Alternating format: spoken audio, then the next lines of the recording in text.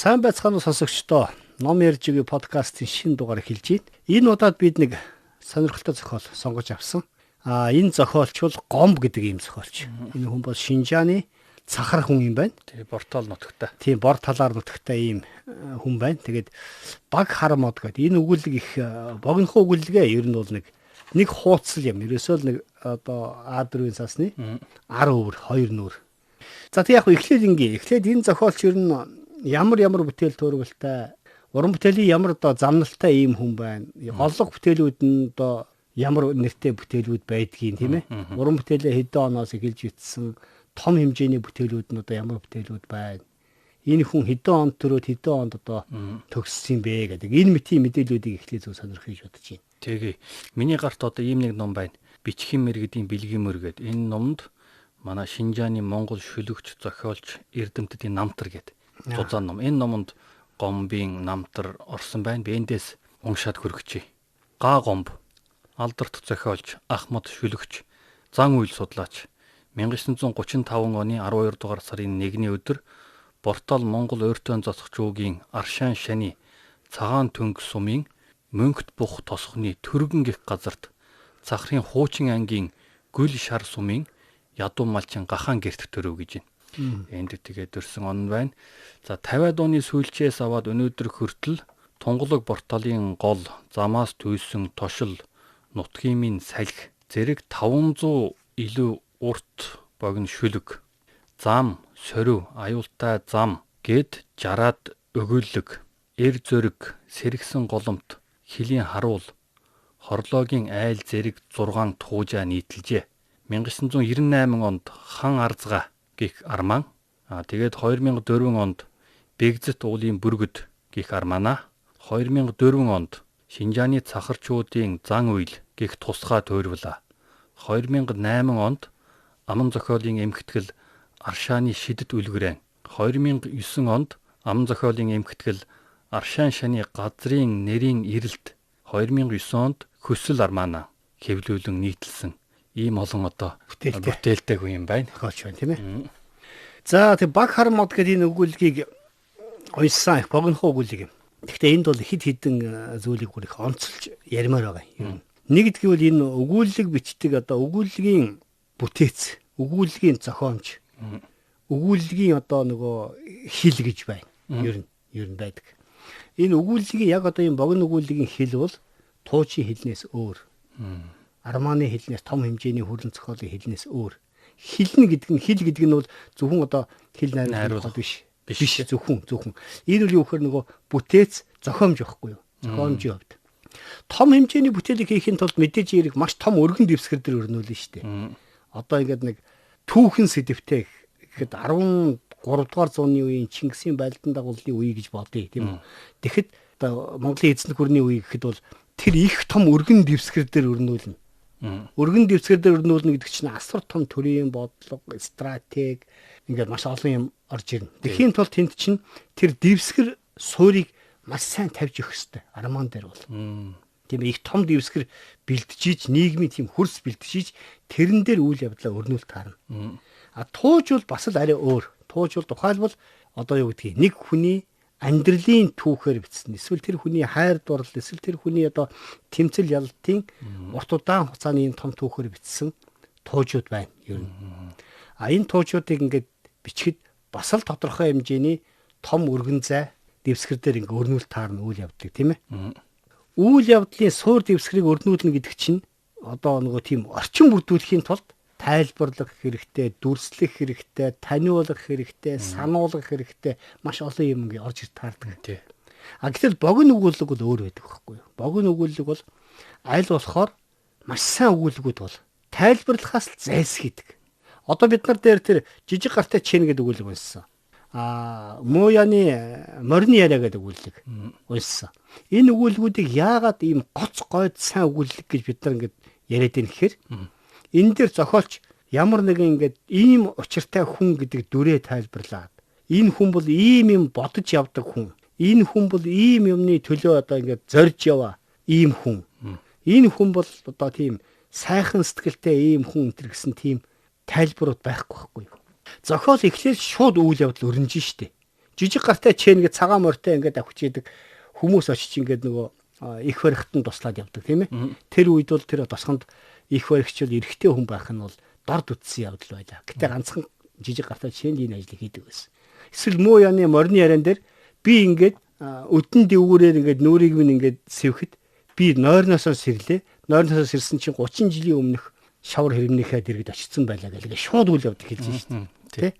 Тэгэхээр энэ гомб гэдэг зохиолчийн баг харматыг би түрүү ярьсан шүү дээ. Энэ ерөөсөө л А4-ийн цаасны ар өвөрл өгүүлэг. Одоо өөрөөр хэлэх юм бол нэг хуудас өгүүлэг байхгүй юу? Маш богинохон өгүүлэг. Тэ. За тэгээ ийм богинохон өгүүлэг дотор энэ бүхэл бүтэн зохиолын утга санааг тийм яруу тодор сайхан бичвэлтэй нэг талдаа бол энэ хүн бол өгүүлэг бичгтээ бол үнэхээр мэрэгсэн зохиолч байсан юм байна. Өгүүлгийн зохиомжийг яаж хийх вэ? Өгүүлгийг яаж энэ богино зайн дотор ингээд өнхөлзгөн дотор нь үхрэм ах багтаадаг шиг ингэж шингээх үү гэдэг эн чинь бол зохиолчийн ур чадварыг шаарддаг хамгийн чухал ур чадвар баггүй юу ер нь бол. За нэг талаасаа энэ онцлог нь яг энийг ингээд дараад нь ярина. Хоёрт гэвэл бид нар бол ерөнхийдөө ихэнхдээ ингээд нөгөө орчуулгын зохиолууд ярьж штэ. Тий. Өмнө бид нар хамар лодон гэдэг өгүүлэг оруулсан. Захар Батмөх гэдэг хүний хамар лодон гэдэг өгүүлэг. Тэр зохиол бол яагаад тийм их амттай шимттэй байсан бэ гэхээр ахиж дараагийн хил дамжиж орчуулагдаагүй. Тий. Анх бичсэн тэр одоо ардын тэр хил нутгийн аялгауны юг яриа ардын тэр нөгөө нэг маш сайхан амттай харилцан яриануд байдаг шүү дээ. Тийм ээ. Энэ бүхнийг ингээд яг их хилээрээ бичсэн учраас амттай баг. Тэгээ энэ баг хармод гэдэг зохиол бол бас л энэ гом гэдэг хүн монгол хэлээрээ бичсэн. Монгол одоо энэ хүн бол захар монгол хүн тэгээд үндэсний монгол бичгээрээ бичсэн. Ийм зохиол ба шүү дээ. Тэгээд ингэхээр энэ зохиолын хэл найруулга бол төгс сайхан монгол хэлтэй. Төгс сайхан юм найруулгатай. За гуравт нэг онцгойрох юм гэвэл одоо юу гэдэг Шинжааны бор талын цахар хүмүүс төв халах аялгауны халах хүмүүсийн хооронд хилний нутгийн аялгын нэлих зөрүү гарна шүү дээ. Гарна. Их зөрүү гарна. Одоо ухаалах юм бол ингэж байгаа юм л да. Би шидэрхэн нэг өдөр гэж. Гέτэрсэн малаа өгүүлэн хайж явлаа гэж. Тэгээ би энийг уншихтаа бол би саяхны нэг өдөр одоо алдуул малаа хайж явлаа гэдэг юм уу. Тийм л үг байх гэдэг шүү дээ. Манай нутгийн аялгауны үг тий. Тэгээ гέτэрсэн гэдэг нь одоо алдуул мал юм уу? Тийм ээ? Тий. Гэсэн үг юм шиг байгаа. Шидэрхэн гэдэг нь бол саявтархан ойрмогхон би нэг ингэж явлаа гэсэн үг юм шиг байна. Тэгэхээр эндээс ингээд зохиолч хүн ч гэсэн ингээд ажиглалт хийхэд тэр Шинжааны бор талын захар хүмүүсийн нутгийн аялгауны үгс, хуучин үгс, хэрэгжилж байгаа үгс, мартагдсан монгол үгнүүд байна. Гэхдээ яг энэ чинь бүгд язгуурын монгол хэл шүү дээ. Тийм ээ. Гэтэл төв алах аялгаунд бол одоо шидэрхэн гэдэг үг ороод ирэх юм бол хэн ч ойлгохгүй. Гээдэрсэн мал гэвэл хэн ч ойлгохгүй. Би өөрөө зохиолч хүн учраас энэ зохиолыг ингээ уншаад агуулга дотроос нь харж шээ. Энэ хүн саяхан ойрмогхон алдуул мулаа хайж яваад тэр баг харамадны одоо доохонтой нэг айл багт нь буужээ гэж ойлгож ш тийм ээ. Тэгээ энэ зохиол бол юугаараа онцлог вэ гэхээр нэгд бол үнэхээр тэр түрүүний ярьсан зохиол өгүүллэг бичдэг тэр технологи гэдэг юм өгүүллэг бичдэг тэр тойруулсан чадварыг бол төгс эзэмсэн хүн байжээ нэгд. Хоёр дахь бол энэ хүн бол маш сайхан язгуурын монгол хэлээрээ төгс сайхан тэгс сайхан найруулж бичсэн ийм зохиол байна. За гуравт гэвэл энэ хүн ба штэ. Зохиолдоо ерөөсө огт тийм тайлбар байхгүй. Одоо нөгөө дүр тайлбарлах, зохиолынхаа утга учирыг тайлбарлах, хар төмөр гэж ямар их үе, хаашаа явж байгаа, ямар зорилготой, ямар зүрх зоригтой ийм хүн байсан гэдэг тухай тайлбарлсан байхгүй. Тэгээ энд нэг ашигласан юм нь юу гэхээр одоо энэ зохиолыг эхлээд унших нь штэ. Ардын амын зохиолын хэсэг явж байгаа юм шиг байгаа байхгүй юу? Тэгж санагдсан. Яг ардын амын зохиол явж байгаа шиг тий. Одоо Монголын ардын амын зохиолууд дотор ч бол нөгөө хууч яриа гэдэг штэ. Домог яриа, хууч яриа, аман хуучууд гэдээ байна. Тийм ээ? Амаар уламжилж ирдэг. Тэр хуучууд ихэвчлэн юу байдаг вэ гэхээр сайн бөхчүүдийн тухай аман хууч, эрдэм чадaltaй хотод хувилгаадын тухай аман хууч, эсвэл шилийн сайн эрсийн тухай аман хууч, мэрэгэн цэцэн үгтэй, сэргхэн ухаантай хүмүүсийн тухай аман хуучууд бол өв уламжилж ирсэн байдаг. Ер нь ардын аман зохиол дотор. Тэгээд энэ дотор бол тэгээд тэр дотор чинь ихэвчлэн юу байгаа штэ. Аман хуучууд чинь ард түмний дунд ингээд зохиогдоод яриад улам гой нэмэр хачир аваад тийм ээ. Улам амттай болоод ингээд явцсан аман хуучууд дотор чинь ихэвчлэн байж штэ. Ихэвчлэн ангийн тэмцлийн тухай байдаг байхгүй ер нь. Баяд ноёд харц язгууртны хоорондох тэмцлүүд. Тий. Одоо тэгээд тэр чинь бол ялангуяа Монголын уран зохиол, Монголын аман зохиол дотор бол тэр дэлгэрэнгүй бүр маш их байна. тухайлбал шилийн сайр. Монголчуудад бол зөвхөн одоо бараг монголчуудад л ихэвчлэн байдаг нэг том хэв шинж дүр бол шилийн сайрын дүр ба шүү дээ. Шилийн сайр бол олз омогт дурлсан, олз ашиг хөөсөн хүмүүс биш. Тэд нар бол нөгөө ээж аваасаа яасан махан бодороо нөгөө дээд ангийнхантайгаа тэмцэгчнэр байхгүй. Тэдний ядуу малаас нь хөөгөөд ядуу хүмүүс тарааж өгдөг. Ийм нэг бүхэл бүтэн хэв шинжтэй юм дөрүүд байна. Гэтэл нөгөө талд нь цэцэн мэрэгэн ухаанаараа цэцэн мэрэгэн үг тэр тэмцлээрээ дээд ангитайгаа тэмцэлдэж тэндээс авахыгаа авч тэднээс хариугаа авахаа авч ингэж явсан ийм бүхэл бүтэн бас нэг юм дүр байна шүү дээ. Байдаг. Одоо тухайлах юм бол ингэдэг. Монголын нэг юун дотор нэг бадарчин өглөө ингээд нөгөө цайгаа чанаад сууж идэг байхгүй хотгийн нэр гэдэг. Тэгсэн чинь азаргаа унсан ноён хүн давхиж ирээд. За чи зам зайл гэдэг байхгүй. Тэгэхээр нь бадарчин гэж замаа чамайг зайл гэж ийн гэж. Тэ? Тэр чинь үгийн алдаан дээр нь дөрүүлж штэ. Зам зайл гэдэг чинь замаас зайл гэсэн үг штэ. Уг нь. Тийм ээ тийм. Зам зайл гэхээр замаа чамайг зайл гэж ийн гэж. Чи тийм их мэрэгэн цэцэн ухаантай хүн үү? Намайг хин гэж бодчих гэсэн. Би таныг аль бид. Би ноён хүн байна. Тэгэхээр нь явуулж бадарчин. Таныг би таньсангүй ноён гэж. Яагаад чи намайг таньдгүй юм гэж. Тэгэхээр гэж байна. Адуугаан барчаад азаргаа унж явна гэж мэдсэнгүү. Алавтаан барчаад өөрөө адуундаа явж гэж бодсонгүй. Тэгэхээр би таныг яаж ноён хүн таних. Тэгээд чи ноён хүн тийм мэдж байгаа шигсэн унж яваа морь биш азраг байна. Тэгээд нөгөө отгож инстэй малгайгаа орхичоод өөрөө адуугаа азаргаа унаад адуугаа хайж яваа хүнийг ноён хүн бол ноён хүн шиг л байх хэвээр. Тэ? Энэ мэтийн ийм мэрэгэн цэцэн үг зөндөө байдаг. Тэгээ яагаад энийг яриад нэхэр энэ зохиолын ерөөсөө гол сэтэл нь яг л энэ ангийн тэмцэл тухайн үеийн одоо хаад ноёд амбан харц язгуурт зарц нарын хоорондох нөгөө сөргөлдөө бие биенийгээ давж гарч ирсэн энэ сөргөлдөөний үүдэлтэй байна ер нь тий. За тэгээ яг энийг ингээ одоо ингэ зохиолынхаа тухай ярихаас өмнө ерөнхийд нэлээ ингэ ерөнхий ярьчлаа тий. Тэгэхээр одоо энэ зохиолоо яг бүрэн ихээр нь сонсч үзье. Энэ зохиол өөрөө их богинохон өгүүлгээ ер нь богинохон өгүүлэг учраас одоо бидний энэ студид бэлдсэн уран уншлага маань нэг 5 минут орчим 5-6 минут байсан. Тий. Тэгэхээр энийг одоо манай сонсогчд бол яг огт тийм нэг хоромчтой ингээд нөгөө анхаарлаа холдуулахгүйгээр сонсоорой. Тэгээ сонссныхын дараа эргээд энэ зохиолынхаа тухай ярив. За тэгье. Баг хармод зохиогч Га Гомбо.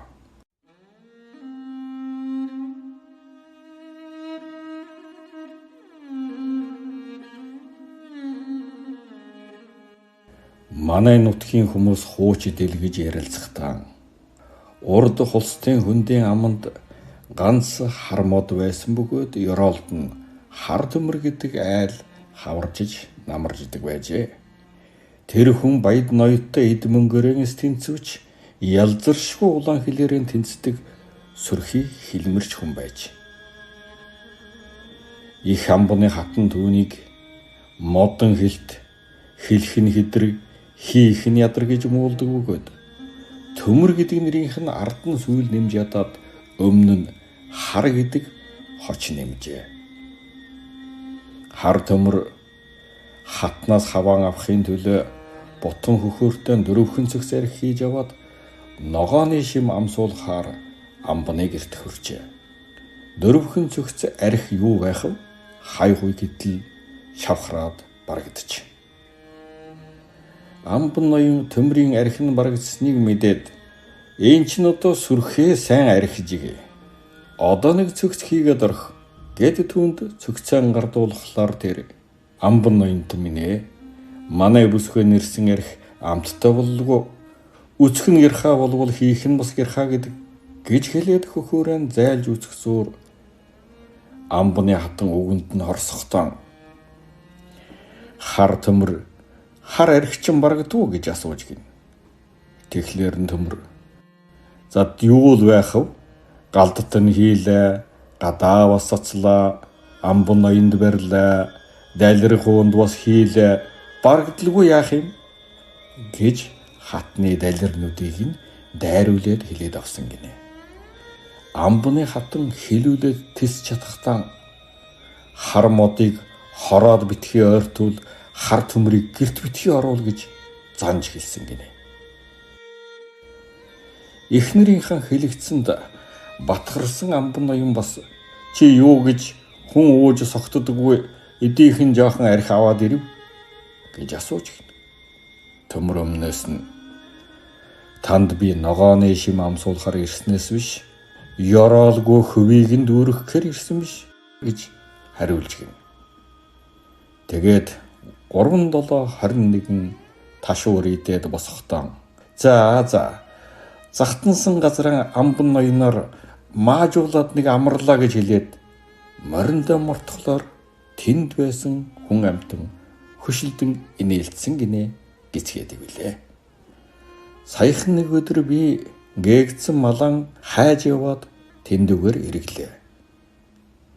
Үтсэн чинь тухайн үед тэр том хар мод одоо байхгүй болсон боловч хожуулаас нь туг төмөн нэлэх хар мод ургасан бөгөөд орчин тойронд нь ангөрөөс хурж салаа навчинд нь жигүүртэн шувууд бууна. Угийн нэр нь солигдоод баг хар мод гэгдэжээ. Энэ баг хар модны доод бид нэг айл байв.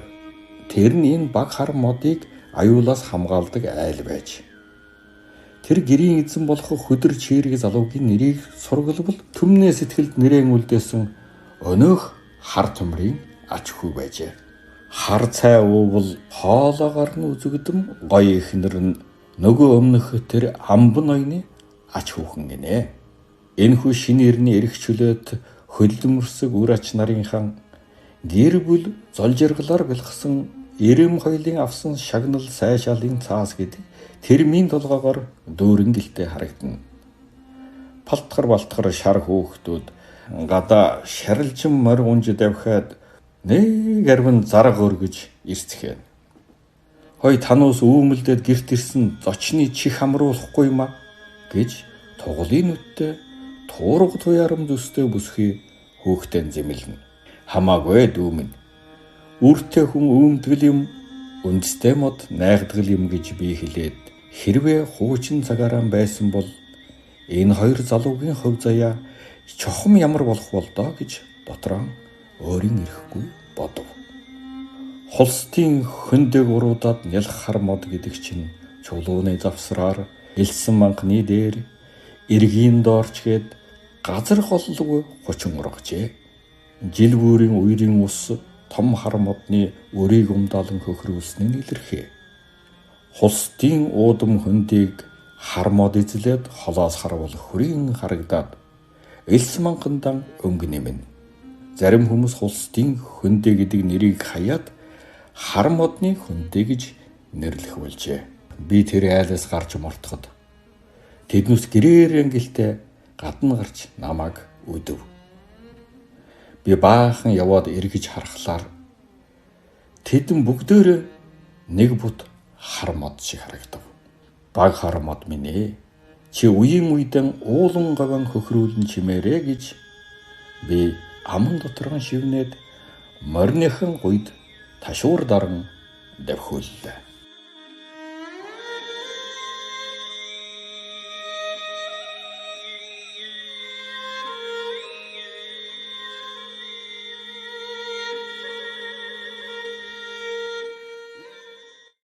За тэгээ сая манай сонсогчд ингээд сонслоо шүү тийм ээ энэ өгүүлгийг. Яг тэгэхээр бид бас ингээд та бүхэнд би уншихаас илүүгээр мэрэгжлийн хүн уншаад маш сайхан орчин бүрдүүлээд уншихаар чи илүү буухан дээрээ гэж ингэж бодож байна. Сая одоо энэ зохиолыг манай ажлын бас портал нутагтай Гэватар гэж манай хөтлөгч маань уншсан байгаа. Нэвтрүүлэгч маань. За тэгээд сая энэ зохиол дээр гарч байгаа ер нь бол нөгөө тэмцэгчдийн тухай түрүү ярьсан тийм. Энэ зохиол юу гэж хэлж ийм ихээр ингэж штэ. Урд энэ холстын аманд ганц хар мод байсан. Тэгээ энэ хар модонд бол хар төмөр гэдэг хүн тэр ойрхон хаварждаг байсан юм а гэж. Тэгээ тэр хүн бол нөгөө баяд ноёдтой хил амаараа тэмцдэг ийм хүн байсан. Тэгээ тэр хүн бол бас сайн нэртэй байгаагүй хүмүүсийн хөр модон хэлт хэлэх нь хэдэр хийх нь ядар гэдэг юм уу. Ингэж ад үздэг байсан гэж. Тэгээд төмөр бол нэг өдөр одоо амбанаас хариу авах. Амбын өөрийнх нь тухай дандаа ингээд муу үг тархааж идэг. Амбны хатныг нэг давъя гэж бодоод очиж штеп. Очоод очихдаа яасан гэхээр дөрвөн цөх зарих дөнгөж хавар болоод ногооны шим суугаад цагаан хэдэ дөнгөж гарч эхэлж гин. Тэгээд тогоогоо нэрээд дөрвөн цөх зарих хийгээд очиж байгаа тийм. Тэгээд нөгөө архиа ингээд тойруулаад байсан чинь арх дуустдаг. Доороо дуусна. Тий. Тэгэнгүүт нь нөгөө амбан тэгж штэ бас шоолонгуугаар. Өө чиний авчирсан арх чинь ингээд барагдчихж байгаа мó гэж. Гэхдээ барагдaltaгүй яадаг юм бэ? Амбантаа тий. Газар төрглөө, гал дөрглөө, даадайд барьлаа, далер хоод барьлаа тий. Дуусалгүй яадаг юм гэж. Тэгээ энэ дөрвөн хүүгэнтэр чи өгөхөр штэ. Газарт ингээд өргсөн байна. Гал дөргсөн байна. Амбанд барьсан байна тий. Далер хоод гэдэг нь өгөхөр яхан тийм сүлжир одоо нүдтэй хатан байж. Хамгийн гол нь тэрний хэл аманд болдгоо учраас тэрийг давах нь бол маань хүнд бас чухал байсан байна. Хавчуулаад ярьж штэ. Тий. Тэгээд хатан бол ингэж штэ. Хар модыг хороонд битгий ойртвол хар төмрийг гэрт битгий ойртвол. Тэгэхээр эн чинь бүр ингээд яг нөгөө нийгмийн одоо юу гэдэг хоорондын зөрчил яг энэ нүгээр гарч ирж байгаа. Тэгээд зохиолч бол тэрийг юу гэж тайлсан бэ гэхээр ийм хүн байсан юм аа манай нутагтагч. Гэхдээ хар төмрийн тухай бол дэлгэрэнгүй тайлбарласан юм ерөөсөө байхгүй байхгүй. Төмөр гэдэг хүн энд нутгалж ирсэн тэгээд нэг удаа амбан дээр очсон гэсэн. Тэгээд миний түрүүний ярьдаг тийм ээ. Тэгээ амбаныг бас давж штий. Тэг чи ийм жоох юм авчрах юм бол яах гэж одоо баг манад нэр хүндтэй гэж зорж ирсэн гэсэн чи.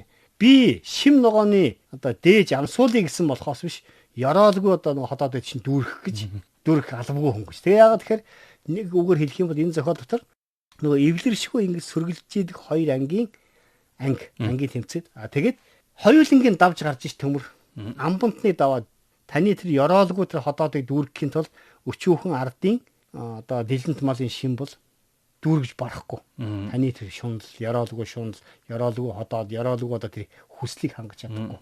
Тийм ээ?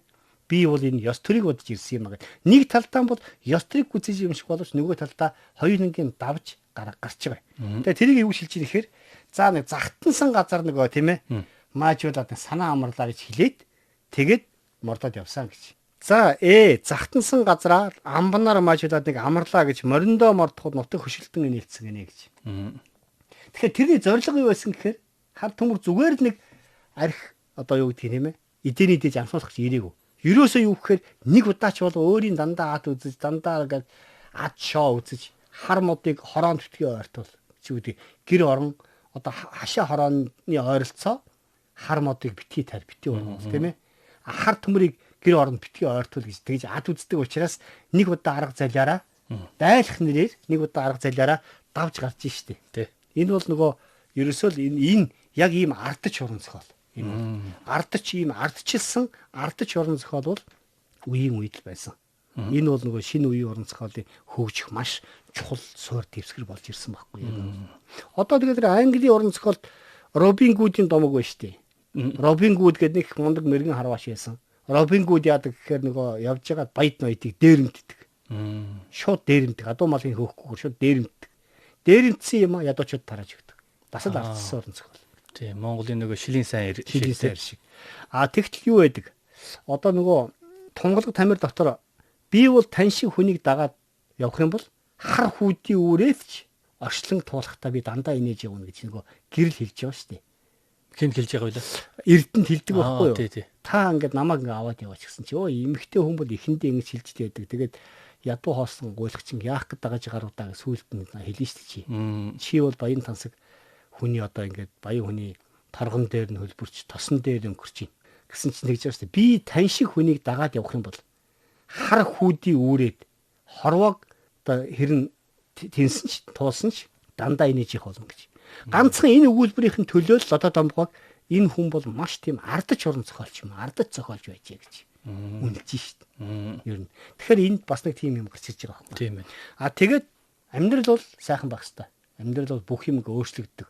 Тэгээ энэ дотор юу шилж ийм ихээр тэнд ганцхан баг хармод байдаг байсан. Тэгээ би шидэрхэн одоо ингээд төрөний ярьдаг. Гээдэрсэн болоо хайгаад явж байгаа баг хармодын дэнд очсон. Нөгөө ганц хармод өмхөрч унаад харин нэг байсан мод 10 болоод 100 болоод ингээд өржчихсэн байсан.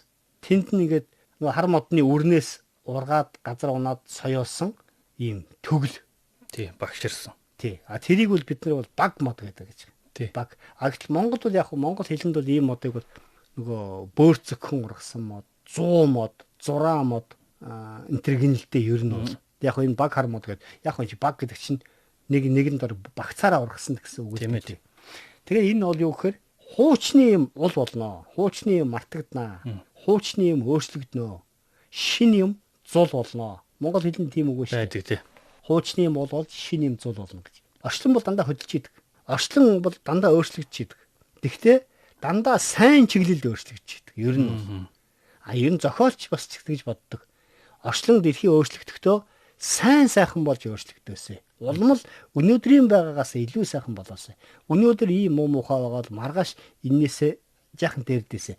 Нөгөөдөр бүр сайхан болоосэй. Эцэст нь үлгэр нөгөө амар сайхандаа жаргадаг шиг бүр сайхан болоосай гэдэг энэ хүсэл бол зохиолч болгонд л байдаг. Энэ нь зохиолчдын ч биш хүн төрлөختний хүсэл байхгүй. Тий. Тэгээд эн чинь зохиолч тайлж штэ. Нэг хармод байсан чинь нэг төгөл хармод болсон. Нэг юм тийм ээ болсон. Тэгээд энэ айлд буусан чинь энэ айлын эзэн идэрхэн сайхан залуу хүн байна. Идэрхэн сайхан залуу хүнийг ингээд ураг удмын хөөгөө явсан чинь нөгөө хар төмрийн ач болж таарлаа гэж. Тий. Тэгээд тэр гэр одоо юу гэдгийг хар цай уухад хоолоогоор нь гэрэлтэм гэж байгаа. Нэвт харагдам гэж байгаа. Тэгэхээр тэр ч одоо нөгөө монголчуудын юу вэ штэ. Гэрэлд нь үйл барим. Гэр нэвт туяатай, туурга нэвт туяатай, гэр нэвт гэрэлтэй. Одоо тийм хатан байжээ, тийм сайхан үзэсгэлэн бүсгүй байжээ гэж. Тэрний уламжлал явж байгаа байхгүй юу? Хар цай уухад хоолоогоор нэгээд тэр хүүхний ингээд хоолоогоор дамжаад орж байгаа нь ингээд харагдмаар гэж. Тэгэхээр тэрний юу гэсэн үг вэ? Туурга нэвт туяатай, гэр нэвт гэгээтэй. Тийм сайхан зүстэй бүсгүй байлаа гэж. Тэгсэн чи энэ бүсгүй ямар ч чартай бүсгүй гэсэн чи нөгөө дээх үед хар төмөртэй арсалдаж сөргөлдөж явсан амбан ноёны ач охин бол таарваа гэж тий. Тэгэхээр хорвоо дэлхий бол муугасаа сайн л явдаг. Өнөөдрөөсөө маргааш улам сайхан болно. Маргаашаас нөгөөдөр улам сайхан болно. Энэ бол хүн төрлөختний хүсэл. Угаасаа одоо ардын ам зохиол төр бүх зохиол түүх үлгэр домог бүх юмд маргааш сайхан болохын төлөө л төгсдөг. Тэрний төлөө хүн төрлөختний мөнхийн хүсэл байсан. Ийм зохиол байна лээ. Тэгээ их сайхан зохиол юм а ер нь бол энд. Ер нь бол энэ хар мод гэдэг нэр бол тэр Шинжааны бор тал нутагт бол хулс мод гэнэ л дээ. Улиас мод гэнэ л дээ. Голын сайр дагаж ургадаг гэж байгаа. Тэгээд нэг хэсэг тэр газрыг бол хулстын сайр гэдэг байсан. Сүүлдээ бол одоо хар модны сайр гэдэг нэр л болсон гэж. Тэгэхээр тэр чинь нөгөө ардын үр хөвгөд өсөөд, өрнөөд, өргөжөөд олон болоод амьдралыг ингээд авч явж байна. Тэрнтэй адилхан хар модны үр тэр сайран дээр унаад тэр хатуу ширүүн сайран дээр үндслээд бүхэл бүтэн одоо ингээд төгөл болж шít тийм ээ. Тэгээд тэр зохиолч юу гэж хэлж ийм нэхэр баг хар модоо чи үеийн үедээ уулговоо одоо хөхрүүлэн чимэж байгаарэ гэж би хүслээ. Тэгээд би мориндоо ташуур өгөөд авахлаа гэж. Зохиолч чин хүслээ яваад байхгүй. Ардын хүүхдүүд энэ хатуу ширүүн амьдралын хөрсөн дээр бүгд ингээд тэнцээд хөл ороод тэнцээд энэ 90 цаг үеэ ингээд аваад явах болтугай. Нутаг орондоо бүгд эзэн байх болтугай. Хар төмрийн үрээч нутаг орондоо эзэн байж энэ газар ургаж исэн тэр нэгэн цагт хороонд битгий ойртуул гэж исэн тэр хармод энэ нутагта уул хангаагаа чимээд одоо ургаж их болтугай гэж тийм ээ. Тэгж дууссан. Тэгээд энийг би яагаад ингэж яриххээр энэ зохиолыг яагаад их онцолсон бэ гэхээр юу гэж хэлж ийн ихэхэрсэн манай нутагт юу байсан юм а гэж. Урд улсын сайранд бол ингээд ганц хармод байсан. Тэнд хар төмөрөд хүн байсан. Төгсгөлтөө ингэж штэ. Манай нутгийн тэр хулстын сайрыг хар модны сайр гэдэг болсон. Тэгээ одоо хар мод бол илүү сайхан ургадаг болоосаа. Нэг байсан бол төгөл болсон. Олон зуун болсон. Нэг хар төмөр гэдэг хил амтай хүн байсан бол өнөөдөр тэдний үрээч энэ нутагтаа эзэн суусан юм боллоо. Үргэлж үеийн үед одоо улам сайхан болж ийм байх болтгоо гэж. Энэ бол нөгөөх ерөөсөө хүн төрлөختний хүсэл баг. Ингээ яг нарийн ажиглах юм бол юм аа. Тэгээд энэ зохиолыг бүр ингээд жижигээр ингээд одоо энэ үг Монголын одоо халах хаялгуунд байна уу? Байхгүй юу? Энэ шидэрхэн гэдэг үгийг ойрмогхон гэж буулгаж болох юм байна. Гээдэрсэн мал гэдэг бол одоо юу гэдгийг алдуулмал тийм ээ гэж ойлгох юм байна гэдэг. Ингээд дэр мэтэр ингээд энэ тойруулцын талаас нь ингээд яриад явбал бүр их юу болно. Тийм ээ. Одоо манай Монголд бол далир гэдэг үг байхгүй. Далир одоо сүлэр гэж байна. Тий солир. Далир сүлэр. Солир гэж байна. Тийм ээ. Тэгтэл энийг бор талд бол сүлэр нүдтэй хүнийг далир гэж хэлдэг байх нэ гэдэг. Ингийн мэтэр ингээд харьцуулах юм бол хавцраа үзэх юм бол бүр илүү их юм ярих болцоотой болно. Тийм ээ. Одоо бут хармод гэхэд энэ бол бут гэдэг бол одоо манайд бол зүгээр нэг бөөн ургасан бургас мургасыг бол бут гэдэг. Гэтэл энд бол бут гэдэг нь бол багширсан гэж байгаа. Өтгөн ургасан юм бол одоо юу гэдгийг бут гэдэг байх нь. Гэх мэтэр ингээд яриад явбал ярих зөндөө байна юу. Тий. Энэ зохиолыг би тэр дөрөвний нөгөө танилцуулга дээрээс харлаа. 1990 онд энэ зохиолоороо бас Шинжаанда шилдэг зохиолын шагналыг өрсөжсэн байна. Тэгэхээр одоогоос бараг 35 жилийн өмнө биччихсэн зохиол байна шүү дээ. Тийм байна. Өгүүлэг. Тэрнээс хойш олон тууж армаан бичсэн манай Шинжааны одоо төлөөлөх зохиолчдын нэг. Тэгээд гараагаа бас ийм өндөр гараанаас эхэлжсэн. Бас манай Шинжааны төлөөлөх зохиолчдын нэг Гагомбо гэж ийм хүн байна. ийм хүний зохиолыг танилцууллаа. Тий, яг ер нь энэ зохиолыг бол би одоо ингээд хятадын нэлээд олон өгүүлбэрүүдийг уншиж байна. Яг хятад хэлээр бичээд орчуулахаар нөө хэлнийх нь онцлог баг шиг. Үйл явдлыг ингээд детальчлан тайлбарладаг. Ер нь үйл явдлыг ингээд бүр алхам тутамд нь ингээд тайлбарлаж бичдэг юм байна лээ. Ер нь бол энэ бол гэхдээ зохиолынх нь нөгөө онцлог гэхээс илүү бүр хэлний онцлог юм гэж ойлгодог байхгүй би нэг. Гэтэл энэ хүн бол монгол хэлээр бичсэн учраас тэр нөгөө хятад хэлний нөлөө байхгүй шүү дээ. Тэгэхээр нөгөө одоо манай жагдлын 5 богино өгүүлбэрүүд манай Норв ахын Талхаагийн Норвын богино өгүүлбэр чи яг ингэж эхлээд ингэж дуусдаг. Тэгэхээр энэ хүн бол нэлээ тийм өндөр түвшний зохиолч байсан байна. Тойр үлзэн хувьд энэ хүн бол өгүүлгийг яаж зохиомжлох ёстой, яаж өрнүүлэх ёстой, яаж дуусгах ёстой, яаж үг хэл, үйл хөдлөлөөр дүрээ орлох уу? Гаднаас нь зурах биш. Төмөр бол одоо юу гэдгийг 65 настай янхигаар хар тэ буурал үстэй үүдэн шүдэн унсан ийм хүн байлаа. Тэгээд цүтгэр хэвмөрөө унаад амбных руу ингээд сал хийгээ шогшуулаад явж ийлаа гэж нэгс тийм гаднаас нь дүрслэл байхгүй байхгүй. Энэ бол ур чадвар. За тэгээд энэ удаагийн зохиол маш богинохон. Гэхдээ бариад уншихаар их сонирхолтой. Одоо Шинжааны бор тал нутагт төрсэн нэгэн сайхан монгол зохиолчийн бүтээл байлаа. Тэгээд дараагийн дугаар хүртэл түр баяртай. За анхаарал хандуулсан та бүхэндээ баярлалаа.